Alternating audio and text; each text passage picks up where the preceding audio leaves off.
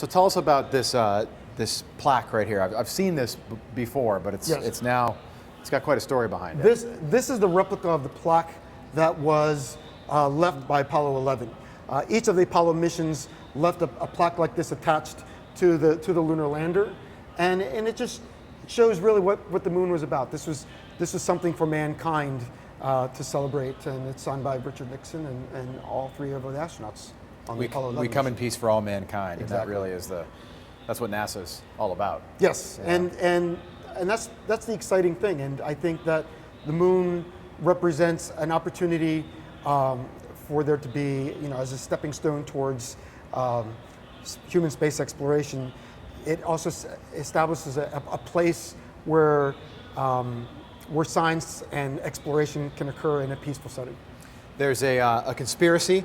So the American flag, of course, Neil Armstrong and Buzz Aldrin put the American flag on the surface of the moon, and there's some conspiracy about it because you notice this flag's waving a little bit right now because of the air conditioning. Mm-hmm. So moon landing conspiracy theorists say that because it was waving in space, it never happened. What really was going on there? What really was going on was that since there's no air on the moon, the flag was actually just vibrating from being positioned. So it was just vibrating because it'll vibrate for a pretty long amount of time. Right. And honestly, if they really wanted to do something, they wouldn't have left the fans on for the flag to be waving. So, right. But I think it's exciting this is the actual same size and everything.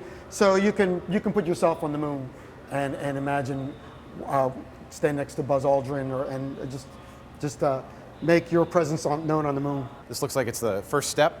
Yes. Right. Actually, not the first step. Not the first step. No, this was the step that was made by Buzz Aldrin. So they took lots of steps and were photographing a lot of different steps until they got the perfect one. It's almost like snow. You see the surface, like your foot kind of sinks into it. It does sink in a little bit. It's called regolith, and this is the exciting thing about it. It's an unusual material because first off, the astronauts thought this was just a problem because once they got onto the spacecraft, it smelled up the spacecraft. It made it smell like gunpowder. It was in their food. It was in their hair. The astronauts complained about this. And this is actually a hazard. If we were to have a moon base, we would have to have a way to filter this out. But we also discovered that this same material can be microwaved and used to make building materials. So if we were going to go back to the moon, we could literally build the structures out of this same regolith. Really, like mortar, like concrete, or it's called microwave sintering. So you melt it, and it kind of melts like a type of glass, right? And you can just build it using 3D printers. So you can 3D print the structure on the moon. So is it true when Neil Armstrong was getting off the LEM for the first time, about to step on the moon, his real quote is that's one small step for a man, one giant leap for man, but it got kind of blocked out in transmission? It's been one thing that's been in debate. Yeah. But they've recently have run some voice analysis, and the latest is that he did say one small step for a man. For a man, not one small step for man. Exactly. One giant leap for mankind. So he's been vindicated by at least the latest technology. So this is the same model pen that the astronauts would take. It's no longer manufactured, so it's kind of a rare thing. But what's exciting about that is this pen saved the space mission. They landed, and when they were moving around, they had very, very little space inside the lunar lander. Right. They broke out of this whole console of buttons. They broke the one button that they had to push in order to launch back to make it back to Earth. Right. So they weren't sure. Mission Control wasn't sure what they should do. They weren't sure what to do. So sort of in the last second, Buzz Aldrin said, and he took his pen and he jammed it in a hole and was able to launch the spacecraft with it. Like that legitimately, that got it off the ground. Exactly, right? that's what got it off the ground. Amazing. And so he still owns his pen. The real pen. That's his most cherished possession. Right. But we're able to get the same model pen from that. So there was no fail-safe, no backup if that happened to. There's no fail-safe. So they could still be on the moon if you didn't jam his pen in there. Well, they'd be dead on the moon, but they'd still be on the moon. They'd still be there.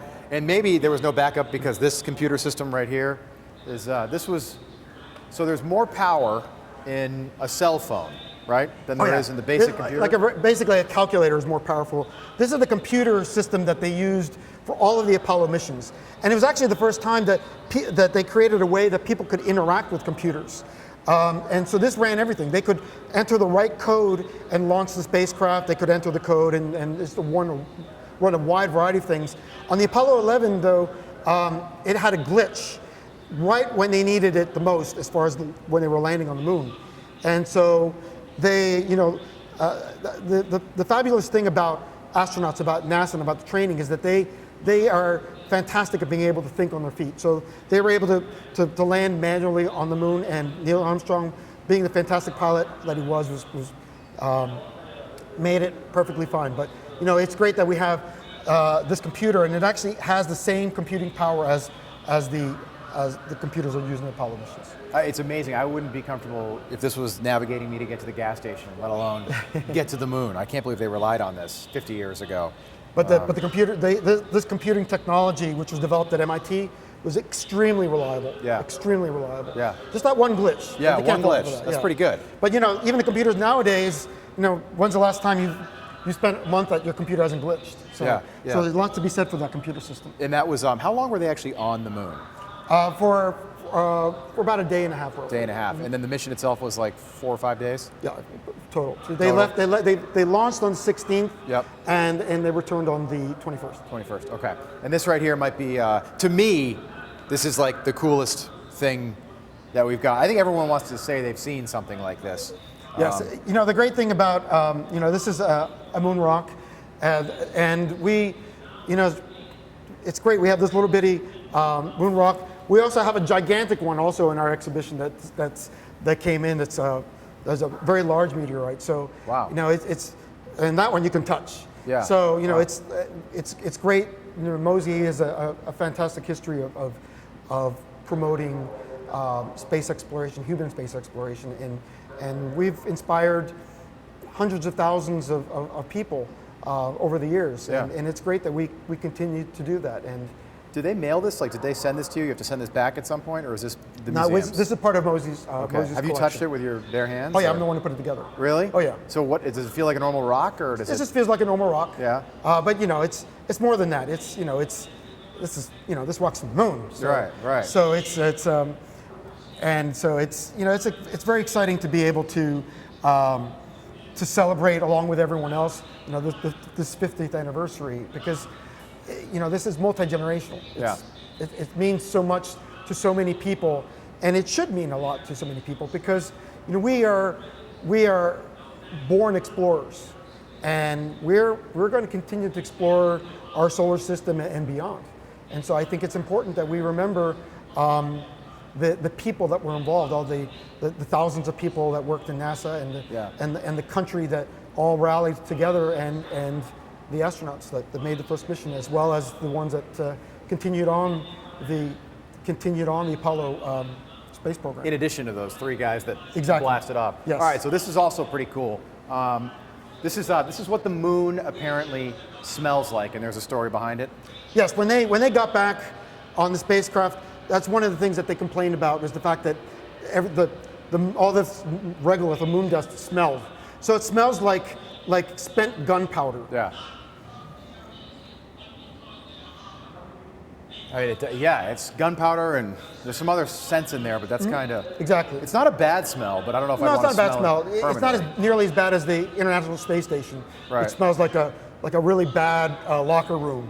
And then I've talked to several astronauts, and that's the first thing they say. It's like, oh, what was it like going in the space station? The smell. Wow, really? So they need some sort of space odor eater Air of some sort. Yeah. regulator? Yeah. Yeah. That could be somebody else's. I'm giving you the $1 million idea. Right. Come up with that one.